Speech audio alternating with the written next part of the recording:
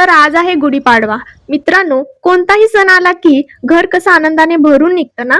खरं तर कोणता पण सण असू दे, प्रत्येक वर्षी त्या सणाची तयारी करताना त्यात जुनं असं काही वाटतच नाही. उलट दरवर्षी नवीनच उत्साह येतो. गुढीपाडव्याच्या सणाला आपण बांबूच्या काठीवर गुढी उभी करतो. म्हणून मी आणि माझ्या भावाने सकाळी लवकर उठून काठी धुवून आणि स्वच्छ पुसून घेतली. समर्थने कडुलिंबाचे 4 ढाळे तोडून आणले. नंतर मी गुढीच्या पाटाच्या कडेने रांगोळी काढली. गुढीच्या पूजेची मला जमेल तशी मी तयारी करून घेतली. तोपर्यंत मम्मी आत प्रसादासाठी शेवया करत होती. माझ्या भावाने गुढीच्या काठीला भस्म लावून हळदी कुंकू लावून घेतले.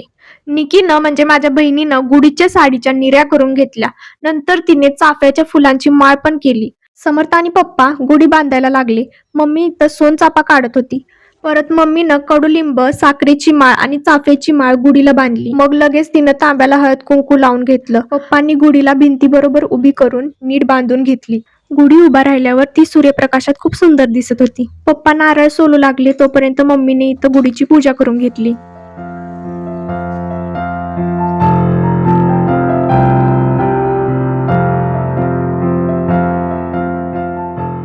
समर्थने गुढीसमोर नारळ वाढवला आणि गुढीला ओवाळून घेतले. त्यानंतर मी आणि निकीनं गुढीच्या पाया पडलो. गुढीपाडव्या दिवशी मानाचा प्रसाद म्हणजे कडुलिंब आणि गुळ. ह्या प्रसादाला नाही म्हणून चालत नाही. त्यामुळे मम्मी सगळ्यांना तो प्रसाद चारू लागली. सगळ्यांची तोंड बघण्यासारखी झाली होती. पण मम्मीनं मात्र स्वतः खोबऱ्यासोबत खाल्लं. अशा प्रकारे गुढीपाडव्याचा सण आनंदाने पार पडला. तुम्हाला तर माहीतच असेल, उद्या स्वामींचा प्रकट दिन आहे. तर श्री स्वामी समर्थ.